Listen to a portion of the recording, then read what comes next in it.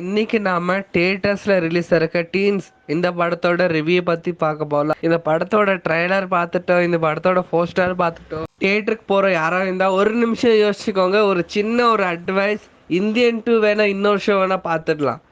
ஏன் அப்படி சொல்றேன்னாக்கா, நான் படம் பார்த்துட்டேன், அதனால நான் உங்களுக்கு சொல்றேன். படத்தோட ஸ்டோரி ஒன்றும் இல்லை ஃப்ரெண்ட்ஸ். 13 பேர் இருக்கிறாங்க, சின்ன பசங்க, டீனேஜ். 12 பேர் வந்து ஒரு ரகம், ஒருத்த வந்து அடிமை மாதிரி.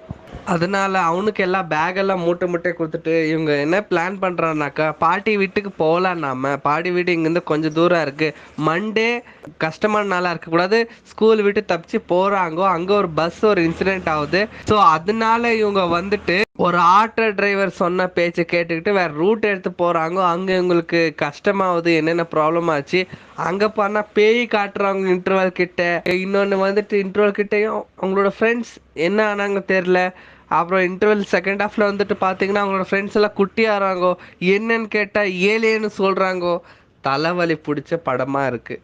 பசங்க நடிச்சிருக்காங்களே, நல்லா இருக்கும் நினச்சி பார்க்காதீங்க. தலைவலி ரொம்பவே இருக்குது. இது நான் எனக்கு வந்த தலைவலி நான் சொன்னேன்.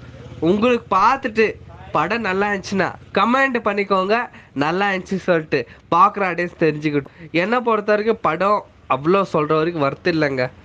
ஃபர்ஸ்ட் ஹாஃப் எப்படியோ பார்க்கலான்னு நினச்சேன், செகண்ட் ஹாஃப் எப்படியாவது பார்த்துடலான்னு நினச்சேன். ஆனால் ரெண்டும் முடியல. ரிவ்யூ கொடுக்கணும்னு பார்த்தேன். ரிவ்யூ கேட்டதுக்காக நன்றி. தேங்க்யூ.